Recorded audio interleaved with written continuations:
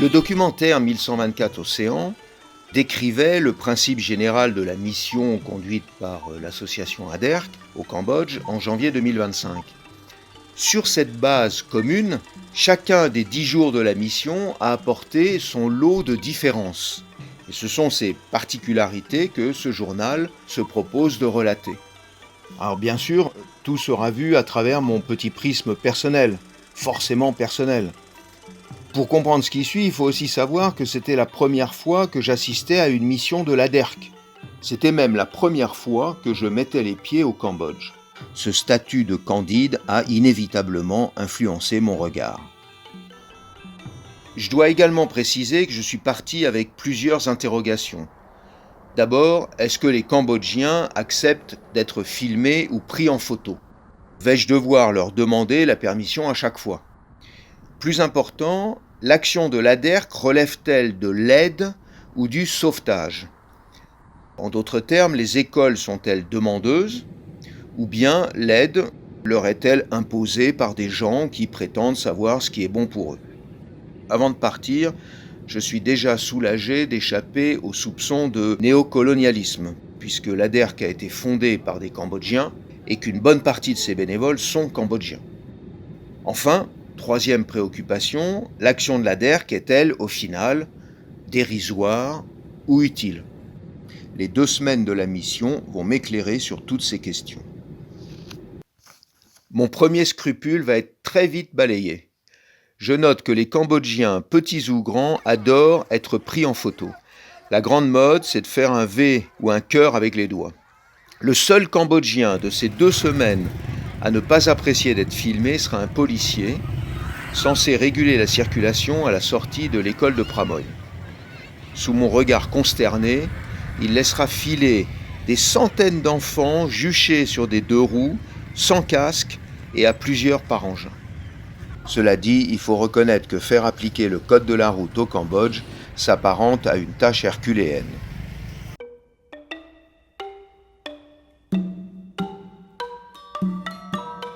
La mission 2025 de l'ADERC est censée débuter demain, le dimanche 19 janvier, par un voyage en bus de Phnom Penh à Pramoy. Mais la veille, un prologue attend une partie de l'équipe. Pek Sokan nous emmène à Tumpeng Resey, le village natal de Pek Samret, son défunt mari et initiateur de l'ADERC. Outre Sokan, sont présents parmi les bénévoles Samat Chausson, Jean-Louis Chausson, Maris Brook et celle qui m'a embarqué dans cette aventure et qui m'est très chère, Catherine Lavandier. Nous rencontrons les cousins et voisins de Samret et nous visitons l'école de son enfance. Les enfants nous accueillent avec curiosité. Il faut dire qu'une de leurs institutrices est une cousine de Samret. Elle les a prévenus de notre visite. Et puis, Tumpeng Resey fait partie des écoles régulièrement soutenues par l'ADERC depuis les débuts de l'association il y a 24 ans. C'est ainsi que je fais mieux connaissance avec le semper, ce geste qui consiste à joindre les 2 mains devant soi et que je trouve bien utile quand on ne parle pas khmer. Car le semper sert à dire bonjour, mais aussi merci ou respect. Il est enseigné dans les écoles.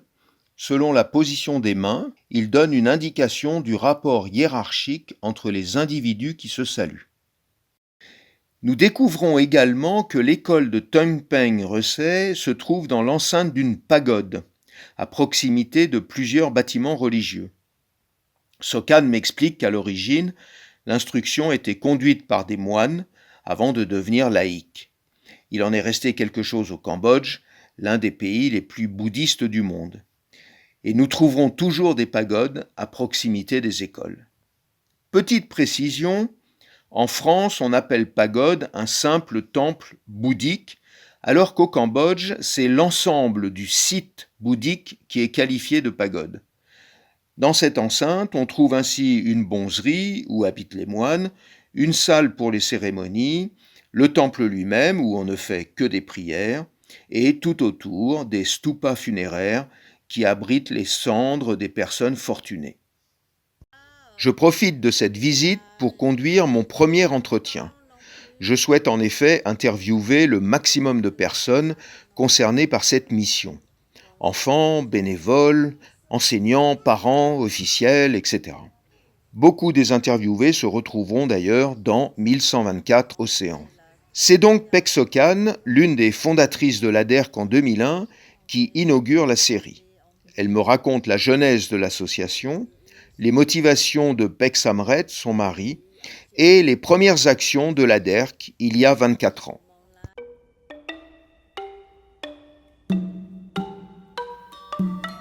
Le dimanche 19 janvier, un minibus affrété par l'ADERC embarque la plupart des bénévoles depuis leur logement de Phnom Penh, direction Pramoy à l'ouest du Cambodge. Nous partons donc organiser des visites médicales et dentaires pour des écoliers dans les coins reculés du pays. Je vais découvrir une situation préoccupante et mieux comprendre la présence du mot « espoir » dans le slogan de l'ADERC. Pour cette première semaine, l'équipe de choc est composée de Peg Sokhan, qui fera passer des examens aux enfants et servira d'interprète, Chuan Bontai, secrétaire général et cofondateur de l'ADERC, sa femme, Florence Nougared, cardiologue de formation et présidente de l'ADERC, Geneviève Decker-Beach, chirurgien-dentiste et trésorière de l'ADERC, son mari, David Beach, qui participera à la logistique, Anne-Marie Montagnier, assistante dentaire, qui travaillera aux côtés de Geneviève, Pansy Ekan Tran, cambodgien de la diaspora dont le bilinguisme nous sera bien utile, Françoise Pelletier-Coche, gastro-entérologue, Marie-Gabrielle Parrain, généraliste et urgentiste, Maryse Brook, institutrice anglophone passionnée de pédagogie qui animera plusieurs rencontres en anglais, la très chère Catherine Lavandier, ingénieure et professeure des universités, venue avec son ordinateur pour saisir les fiches médicales, 3 étudiants en médecine cambodgien, Vari Vira, Neang Songcheng et Ung Meng Keang, et enfin un électron libre qui se cache derrière une caméra et qui va s'efforcer de témoigner de ce qu'il voit. Grand axe horizontal. Mais la mission commence par une surchauffe du moteur du bus. Il faut dire que la température extérieure dépasse 30 degrés à l'ombre. Nous sommes obligés de nous arrêter sur la route, en rase campagne, et de solliciter l'aide d'un petit garage local. Petit et local, certes, mais compétent. Nous en serons quittes pour 1 heure de retard et une douche d'eau chaude jaillit du radiateur pour une poignée d'entre nous.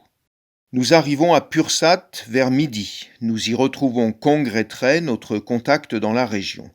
C'est lui qui, en 2015, a convaincu Samret et Sokhan d'étendre leur action aux écoles du district de Vilveng.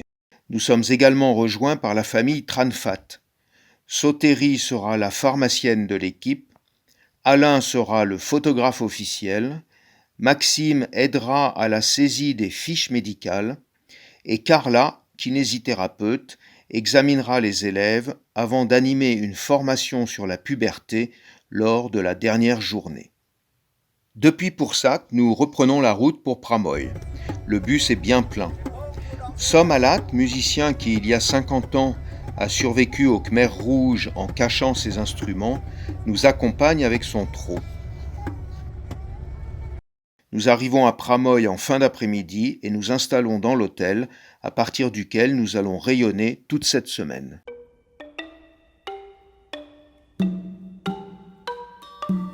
Départ à l'aube.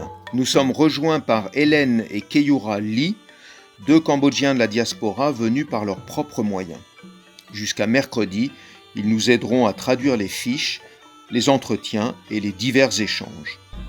Nous commençons par l'école de Kiri Santepip, dont le nom signifie « montagne de la paix ». Les enfants sont tous assis en ligne car une cérémonie est prévue ce matin. Plusieurs discours et témoignages rappellent les liens de l'ADERC avec cette région du Cambodge. Une minute de silence est proposée en hommage à Peg Samret, disparu l'année dernière. L'adjoint au chef du district de Vilveng offre ensuite aux responsables de l'ADERC un diplôme de remerciement. Après la cérémonie, les choses sérieuses commencent. Je suis rapidement frappé par l'aisance des enfants. Je les trouve à la fois autonomes et disciplinés. Et puis surtout joyeux, très joyeux. Même ceux qui ont peur des piqûres sont joyeux. Dès mon arrivée à l'école de Kirisantepip, je ne sais pas où donner de la tête. Il y a tellement de choses émouvantes ou spectaculaires à voir et à filmer. La découverte est multiple, tous azimuts. L'accueil, l'innocence, la chaleur, la vétusté, la joie, l'exotisme, la souffrance, les tenues vestimentaires. Tout me frappe en même temps. C'est une explosion dans la tête. Et les enfants sont craquants. D'autant que les premiers à être examinés sont très jeunes, de 4 à 6 ans. Et voir un bambin de 6 ans avec les dents pourries, ça secoue. Je vais vite découvrir que j'occupe une position privilégiée, car je ne suis pas coincé à un poste comme la plupart de mes camarades. Je peux papillonner, aller d'un atelier à un autre et même visiter les environs. C'est ainsi que je pourrais découvrir les pagodes environnantes. Alain, notre photographe, partage ce rare privilège avec moi. Bien sûr, il y a des pauses pour tout le monde. À Pramoy, par exemple, dans quelques jours, Retrey et Alad joueront de la musique pour les enfants et les adultes.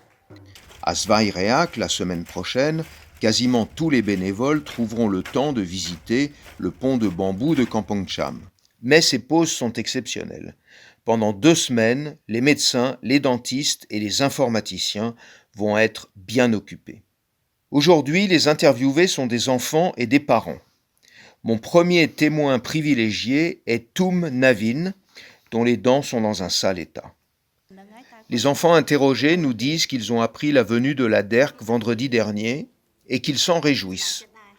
Certains ont peur des piqûres ou des extractions dentaires, mais dans l'ensemble, ils sont confiants. Pareil pour les parents. Beaucoup ont des enfants qui ont mal aux dents, ils sont donc ravis que des dentistes viennent les soigner. J'apprends que les enfants cambodgiens d'aujourd'hui ont des dents plus abîmées que celles de leurs parents ou grands-parents. Les sucreries en sont la cause principale. Et le problème touche paradoxalement les plus aisés. Ainsi, quand Geneviève et Hélène examinent un enfant clairement pauvre, qui n'a ni uniforme ni argent de poche, qui ne peut donc pas s'acheter de sucreries, eh bien, ses dents sont en parfait état. J'interroge également Kong Retrey et Soteri Tranfat. Retrey nous raconte comment il a connu Pek Samret et obtenu que la DERC vienne dans sa région pauvre de Vilveng. Il répond en partie à mes interrogations de départ sur le sauvetage, au sens négatif du terme, car Retrey a clairement demandé à la DERC d'intervenir dans ces écoles. Ce n'est donc pas la DERC qui, du haut de son savoir, s'est imposée. Quant à Soteri, qui est préparatrice en pharmacie, elle nous explique qu'elle compte donner à la directrice de l'école plein de médicaments offerts par l'hôpital de Gonesse et la pharmacie des Chardonnerettes à Sarcelles. En fin de journée, Catherine a l'idée d'ouvrir le logiciel Paint sur son ordinateur et de faire des dessins pour occuper les enfants qui attendent. Ils sont captivés. C'est le début d'une activité annexe qui va courir pendant 2 semaines. Occuper les enfants et échanger avec eux. Pour Catherine, cela passera par le dessin, pour Maryse par l'anglais et la géographie, pour Alain par les mathématiques. Nous allons nous rendre compte au fil des jours que nous ne sommes pas les seuls à vouloir communiquer avec les enfants. Les enfants aussi, en tout cas certains d'entre eux, ont envie d'échanger avec nous. À Onlong Ak, par exemple, la semaine prochaine, une jeune fille donnera ce mot en anglais à Carla. Mon nom est Chantrey, j'ai 14 ans, je suis une fille, une étudiante, je vous aime.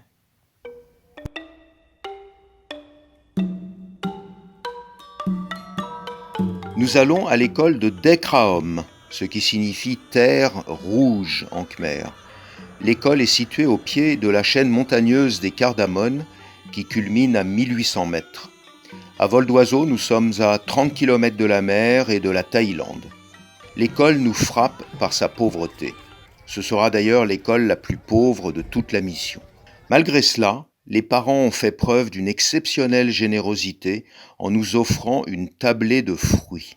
Nous allons ainsi savourer des classiques comme le longan ou la canne à sucre et des curiosités comme le bilimbi, un fruit qui ressemble furieusement à un cornichon, mais qui a le goût et surtout l'acidité du citron. Nous sommes rejoints par une quinzaine de dentistes et étudiants dentistes cambodgiens. Toute l'équipe est défrayée par la DERC. À partir d'aujourd'hui, ils vont nous accompagner jusqu'à la fin de la mission. Ils iront à Kiri Santepip vendredi, jour de relâche pour nous, afin d'assurer les soins dentaires dont Geneviève et Anne-Marie ont détecté la nécessité hier. Ce deuxième jour de mission va établir une sorte de gabarit. Tous les jours sont à la fois semblables et uniques. Semblables sur le principe général des visites et des soins, mais uniques car les endroits, les individus et les cas rencontrés sont différents. À Dekraom, par exemple, nous croisons une écolière de 3 ans qui s'appelle Man Kimeng. Il y a 2 ans, elle a ému les bénévoles de la DERC avec son bec de lièvre. Elle a été opérée quelques mois après par l'ONG Smile Cambodia, en partie grâce au soutien financier de la DERC. Tous les bénévoles de 2023 sont ravis de voir que l'opération a été un succès. Nous rencontrons également une petite fille sourde de 6 ans, Poi Linok, accompagnée de sa grande sœur Lina. C'est donc à Dekraom que je découvre le travail des dentistes et des étudiants dentistes. Je fais ainsi connaissance avec San Niep, que tout le monde appelle Madame Niep, en utilisant son prénom. Elle est dentiste et professeure de médecine dentaire à Kampong Cham. Elle a 70 ans, elle est donc censée être à la retraite, mais elle ne compte pas ses heures. Quand je lui demanderai pourquoi elle ne prend pas un repos bien mérité, elle me répondra que si elle arrêtait, elle ne tarderait pas à rejoindre Dieu. San Niep est une autorité pour tout le monde, et elle parle un peu le français. C'est assez rare pour être noté, car même si le Cambodge a été un protectorat français jusqu'en 1953, les Cambodgiens ont abandonné le français depuis l'époque des Khmers rouges. Leur deuxième langue aujourd'hui est l'anglais. Mais il arrive qu'un enfant, en l'occurrence Lim Meng Chu, apprenne quelques mots de français. Merci, docteur. Les dentistes sont équipés comme une armée en campagne. Ils s'entassent à 14 dans un petit bus, ils ont des chaises de fortune, mais un système de stérilisation rodé. Dans l'ensemble, ils sont attentionnés avec les enfants pour lesquels ils font aussi de la prévention en plus des soins. Ils abattent énormément de boulot car malheureusement beaucoup d'enfants ont besoin de traitements, souvent des extractions. Mais ils ne brusquent pas les enfants. En outre, ils utilisent un anesthésique qui contient des adjuvants comme l'adrénaline, ce qui rend l'anesthésique efficace très vite. Malgré tout ce soin, j'assiste aujourd'hui à une épreuve. L'un des dentistes, ou étudiants dentistes, a du mal à extraire la dent d'une élève de 11 ans nommée Chet Nouere. Il lui injecte plusieurs fois de l'anesthésique et essaie en vain d'arracher la dent à plusieurs reprises. La jeune fille grimace et pleure en silence.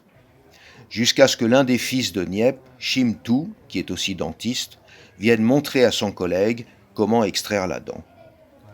Je suis tellement remué par cette scène et par le courage de Nouere que je suggère à Carla de lui offrir une photo, grâce à l'imprimante de poche de Carla. Nous proposons à Nouere de poser avec sa meilleure amie. J'interviewe également Nouere avec Bontai. Elle répond en hochant ou secouant la tête car elle ne peut pas parler. Je lui demande si elle comprend pourquoi il a fallu lui arracher une molaire. Je lui demande si elle a compris ce qu'il faut faire pour que cela ne se reproduise pas. Je finis l'entretien en la félicitant pour son courage. Les autres interviewés du jour sont San Niep et son fils Shim Tu. Ils nous disent à quel point la DERC est utile. Je les sens investis. D'ailleurs, ils collaborent avec d'autres ONG. Ce matin, je les ai vus militants de la prévention. Oui, il y a beaucoup de caries. Peut-être 95% 95% de caries dentaires.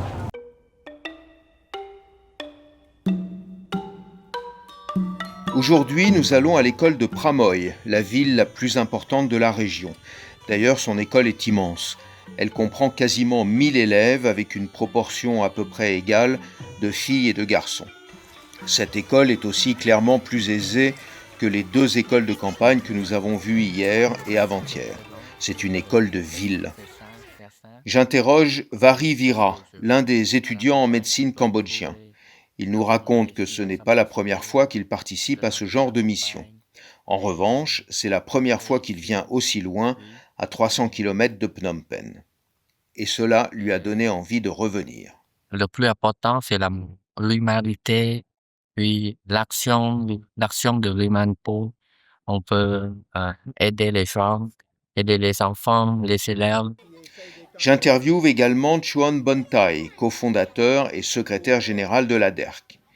Il nous parle de la jeunesse de l'association, de son action, de sa philosophie et de ses limites. L'ampleur de nos actions, c'est sûr que c'est une goutte d'eau.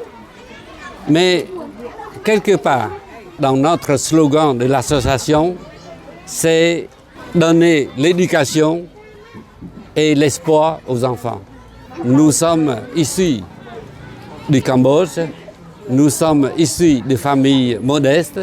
Dire aux enfants que, voilà, si vous travaillez bien, vous pouvez faire des études, aller à l'étranger, c'est pour continuer des études et revenir comme nous faisons actuellement. À un moment, je note un attroupement d'enfants autour d'Hélène et Keyura, mais je ne sais pas de quoi ils parlent et de toute façon, j'arrive trop tard. J'ai juste le temps de prendre cette photo. Keyura m'explique ensuite qu'une fille est venue les voir et leur a demandé s'ils parlaient français et connaissaient la France. Puis, elle leur a dit qu'elle voulait être médecin, que sa mère la soutenait dans cette démarche et qu'elle souhaitait faire des études en France.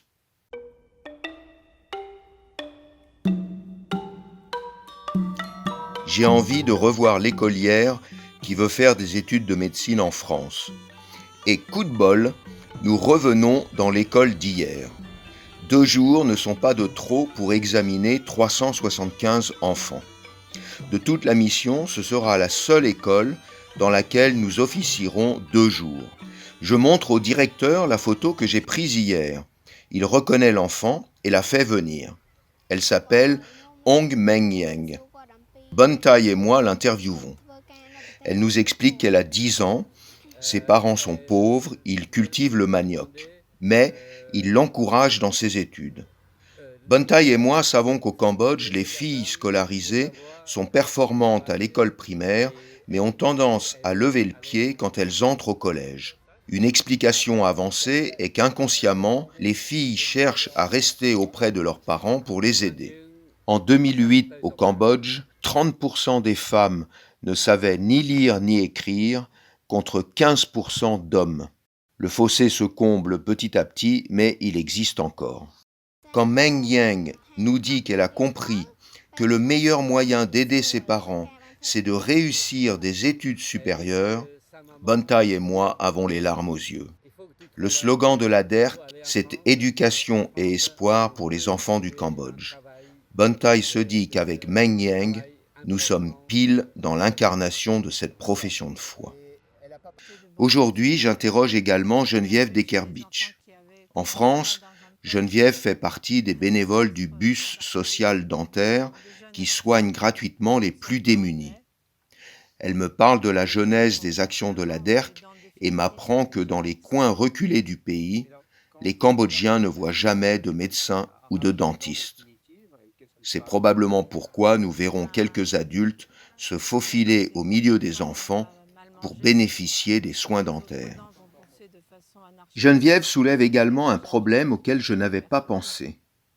Parfois, on a même des dents antérieures, les incisives, qui permettent de sourire. Donc, ce sera des jeunes qui seront extrêmement perturbés. La dentition d'un humain ne sert pas uniquement à manger, elle a aussi une fonction sociale majeure.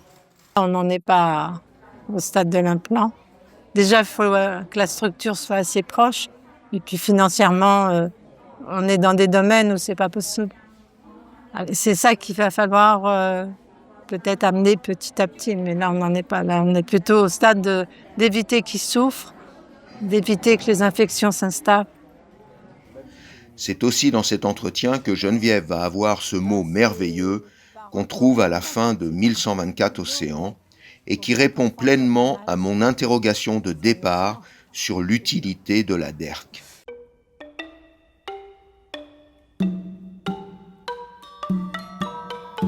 Aujourd'hui, nous n'allons pas dans une école. Nous sommes invités par des villageois de la région grâce à l'intermédiaire de Rettray. Nous échangeons avec eux avant le déjeuner.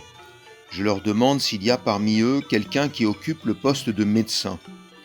La réponse est non, mais ils nous présentent la sage-femme du village. Après le déjeuner, la DERC donne des médicaments aux villageois. Puis plusieurs d'entre eux profitent de la présence des médecins pour se faire examiner. L'un des paysans a une scoliose impressionnante. Un autre consulte pour des problèmes de vue, mais Florence et Bontaille sont contraints de lui dire qu'ils n'ont pas le matériel pour tester ses yeux et ne peuvent rien faire. Une femme vient présenter son bébé. Il a plus d'1 an et se développe mal. Il ne marche pas, réagit peu. Marie-Gabrielle devine qu'il y a eu un problème d'irrigation du cerveau à la naissance et dit qu'elle ne peut malheureusement rien faire. En France, on prescrirait des séances intensives de kiné et même dans ce cas, cela n'apporterait pas grand-chose. Je suis très mal à l'aise face à cette mère. Je me sens impuissant et je partage sa détresse. Un médecin me dira demain que le mieux qui puisse arriver pour le bébé, sa mère et ses frères et sœurs, c'est qu'il meure vite. C'est probablement vrai, mais c'est dur. Je vais mettre plusieurs jours à m'en remettre. Ainsi se termine la première semaine de la mission dans le district de Vilveng. Demain, de retour à Phnom Penh, les 3 étudiants en médecine nous offriront quelques souvenirs avant de nous quitter. Ils étaient vraiment adorables, empathiques, compétents, disponibles et désireux d'apprendre.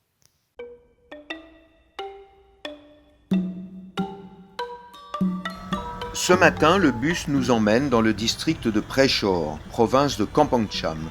Nous allons y visiter 4 écoles, une par jour d'aujourd'hui à jeudi. Nous rayonnerons à partir d'un hôtel de Kampong Cham. Nous commençons avec l'école de Prem Pre. Les 3 étudiants en médecine de la première semaine ont été remplacés par 2 étudiantes, Sin Panapik et Meng Sokeng.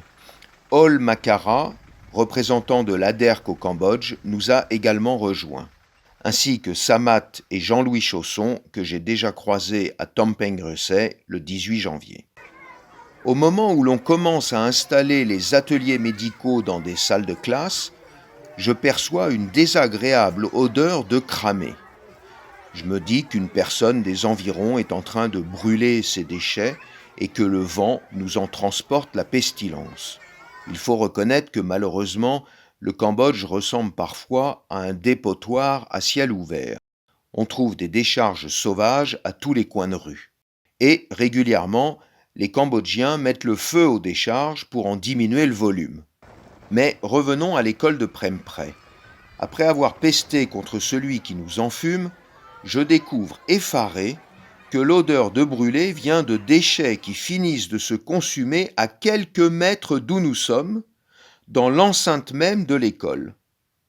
Alors, j'étouffe le feu avec mes petits moyens et j'en parle à Bontaille qui en touchera un mot au directeur. Je découvre que les dentistes ont une turbine dentaire portable. Ils ne l'avaient pas la semaine dernière. J'apprends qu'ils l'ont achetée ce week-end. Cela va leur permettre de faire du soin conservateur. La famille Tran Phat reconnaît un garçon qu'elle a déjà croisé il y a 3 ans, Kon Meng Ur. Il a 14 ans, il est atteint d'une maladie de peau génétique qui s'appelle l'ichthyose. Il a une petite sœur de 3-4 ans qui a le même problème. Marie-Gabrielle regrette que sa famille ne puisse se procurer des crèmes hydratantes pour améliorer leur état cutané. J'ai l'impression qu'il est très bien accepté par les autres enfants cambodgiens. Meng Ur est très sociable et très bon élève. Son rêve, c'est d'être enseignant. Aujourd'hui, j'interroge Aung Seng Yi, l'un des fondateurs et ancien président de l'ADERC. Lui et son épouse sont en vacances au Cambodge. Ils en ont profité pour venir dire bonjour aux amis. Seng Yi nous parle de toutes les actions de l'association depuis 24 ans. ADEC, malgré la disparition d'un de ses fondateurs, Pech Somrat, continue. Je fais partie donc encore de l'ADEC en tant que président d'honneur. Et aujourd'hui, donc, la succession apparemment est assurée par la jeunesse, entre guillemets, qui a bien voulu participer. Donc j'espère que cette jeunesse pourra poursuivre dans d'autres conditions, meilleures que les nôtres. Les moyens, comme toute association, je dirais, il manque toujours des moyens, c'est évident.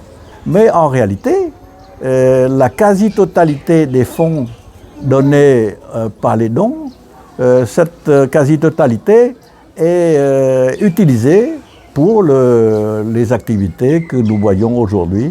En écho aux propos de Seng Yi sur l'utilisation des dons, il faut préciser que tous les bénévoles payent de leur poche leurs billets d'avion, leur chambre d'hôtel et la quasi-totalité de leurs repas. Nous ne sommes pas ici aux frais de la princesse, et tout le monde est OK avec ça. Le 28 janvier est l'anniversaire de Carla. Les élèves de Zweireach, l'école visitée aujourd'hui, ont été prévenus et ont prévu des fleurs et un gâteau. Je note un gros contraste entre l'école d'aujourd'hui et celle d'hier. Ici, la bibliothèque est grande ouverte. J'y vois des enfants y aller spontanément et plonger dans les livres. Nous sommes dans une région pauvre, mais la pagode voisine est impressionnante. J'interviewe la présidente de l'ADERC, Florence Nougared-Chouon. Nous nous installons dans un endroit particulier. C'est la cuisine de l'école, parce que le directeur voulait que ses élèves arrivent en ayant mangé, parce que c'est un endroit très pauvre, et souvent ils arrivaient à l'école sans avoir pris de petit déjeuner à la maison. Et donc il paye un cuisinier en demandant à des parents d'élèves de donner un petit peu d'argent. Il paye pour les autres, pour ceux qui n'ont pas d'argent. Et donc il y a ce qu'on appelle un bobor, c'est un potage de riz. Et tous les matins, un cuisinier vient faire des potages de riz. Donc quand ils arrivent à l'école, ils mangent là et après ils peuvent bien écouter les cours en classe. Florence nous parle également de la nature des pathologies et des différences entre les deux régions visitées. Dans cette région de Prešov, la prévention commence à donner des résultats. Il y a moins de caries. Depuis le début, les informaticiens s'installent systématiquement dans la salle des dentistes. Cela leur permet de recueillir la fiche des enfants quand ceux-ci ont terminé toute leur visite. Or, il y a souvent la queue pour aller chez les dentistes. Ça bouchonne un peu à l'entrée de leur salle. Ça bouchonne même parfois à l'entrée de la salle des médecins. Les informaticiens en sont les premiers témoins. Alors Catherine échange avec les enfants qui attendent. Souvent, comme on l'a vu à Kiri-Santepip, elle ouvre un logiciel de graphisme et leur fait faire du dessin sur ordinateur.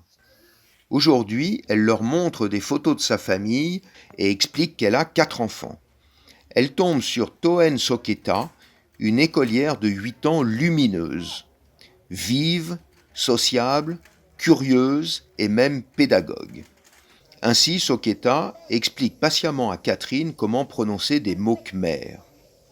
Nous ne sommes pas étonnés d'apprendre que Soketa veut devenir institutrice. Elle nous dit vouloir offrir du savoir aux autres. À un moment, Soketa pose une question à Catherine. C'est Pansy qui traduit. En restant debout, est-ce que j'ai pas vu grand-mère n'a pas mal au pied?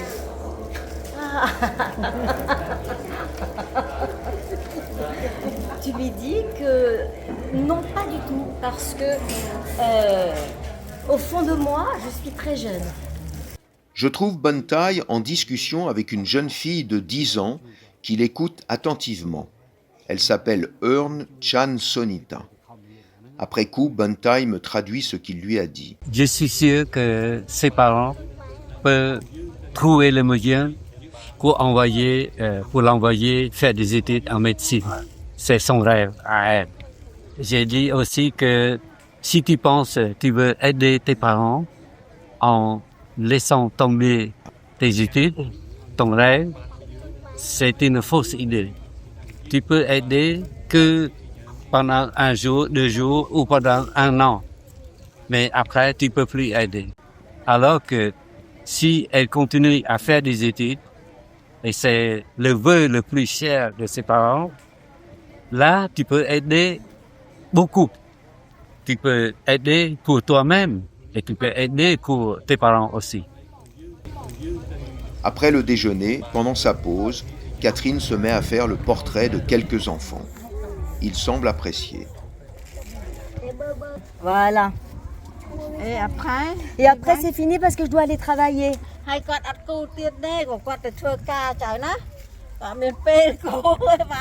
Sinon-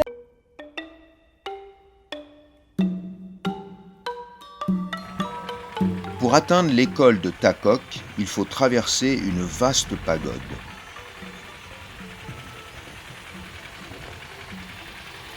Une statue de Chuon Nat trône dans la cour de l'école. Chuon Nat était moine, chef des bouddhistes et lexicographe. En 1938, il a supervisé la création du premier dictionnaire moderne en langue khmer. Il est également l'auteur des paroles de l'hymne national cambodgien. Aujourd'hui, pour échanger avec les enfants et les faire patienter, Catherine demande à certains comment ils s'appellent. Puis, elle essaie de prononcer chacun de leurs noms. Cela les fait beaucoup rire. Ensuite, elle leur apprend à dire Catherine. Même cause, même conséquence.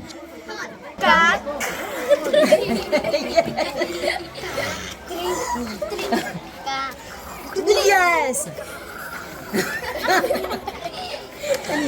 Yes! Yes! Catherine. J'interroge Marie-Gabrielle Parrain, qui est une médecin généraliste à la retraite, mais aussi une formatrice. C'est la première fois qu'elle participe à une mission de la DERC. Elle nous dit à quel point la présence des étudiants en médecine cambodgiens lui a paru précieuse. Pareil pour tous ceux qui ont servi d'interprètes. Elle est aussi impressionnée par la résistance et le courage des enfants. Toujours pour faire patienter les enfants, Catherine fait du dessin sur ordinateur. Elle tombe d'abord sur une écolière de 7 ans, très avenante et très dégourdie, qui s'appelle Tol Dalen. Catherine lui demande ce qu'elle veut, puis elle le lui dessine. Rapidement, les enfants affluent. Quand Catherine leur demande s'ils veulent dessiner eux-mêmes, les filles s'effacent et ce sont les garçons qui prennent la souris. Tristement universel.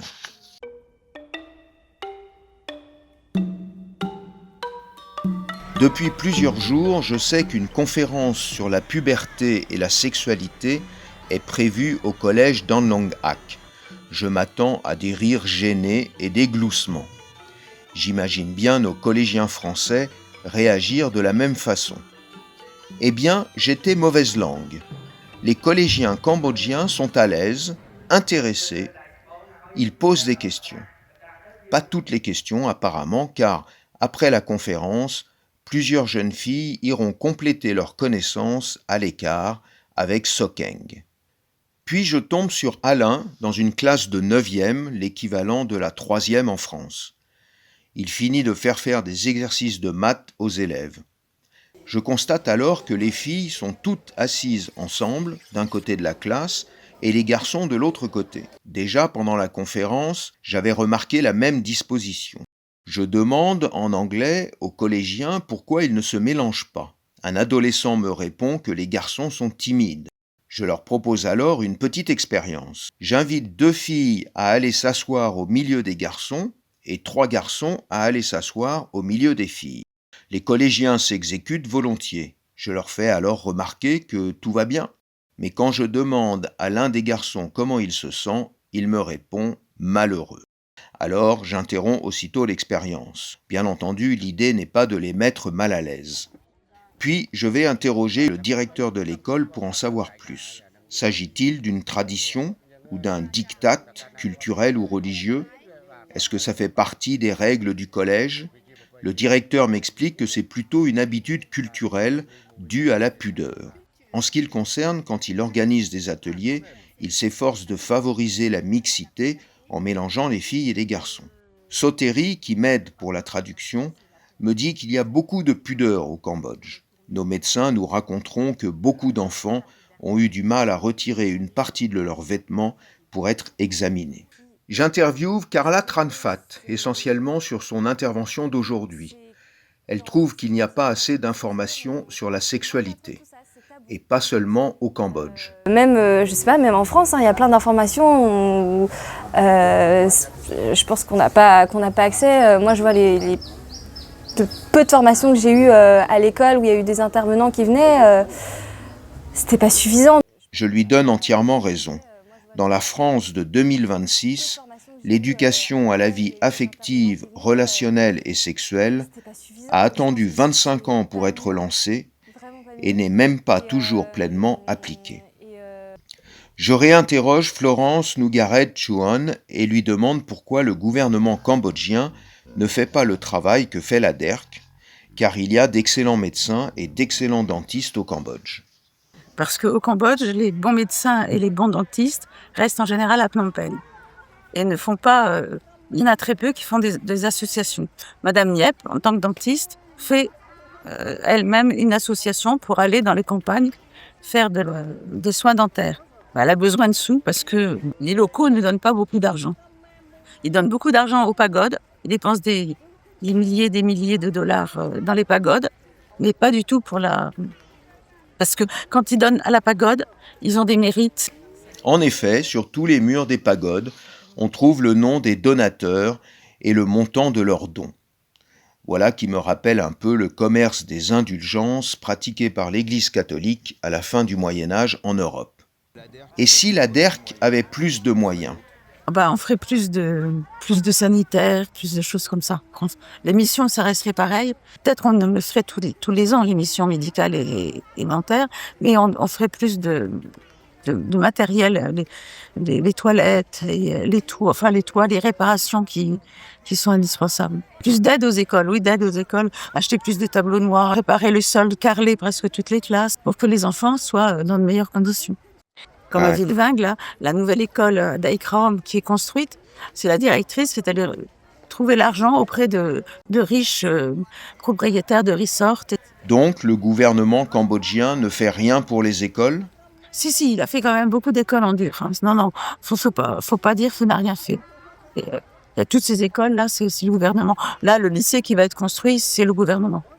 En fin d'après-midi, tout le monde se dit au revoir avec une émotion que nous n'avions pas rencontrée jusqu'à maintenant.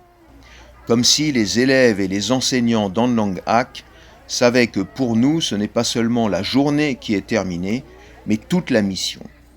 Une enseignante nous offre des kramas, ces écharpes typiques cambodgiennes. De retour à Phnom Penh, je bouclerai la boucle en interviewant de nouveau Sokan, afin qu'elle nous donne son bilan de ces 2 semaines exceptionnelles. Je repars les yeux et surtout le cœur bien rempli. Ce fut une overdose d'émotions et d'humanité qui va me hanter longtemps et me donner envie de revenir.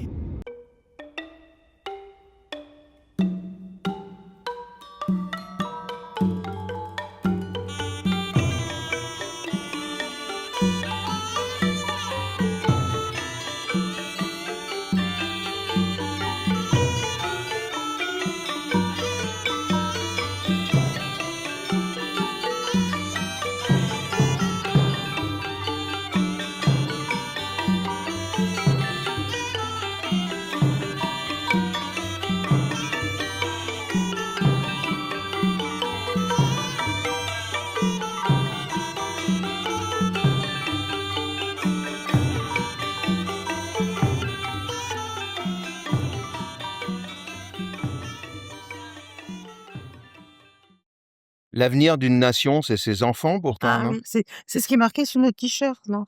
Éducation, espoir pour les enfants du Cambodge.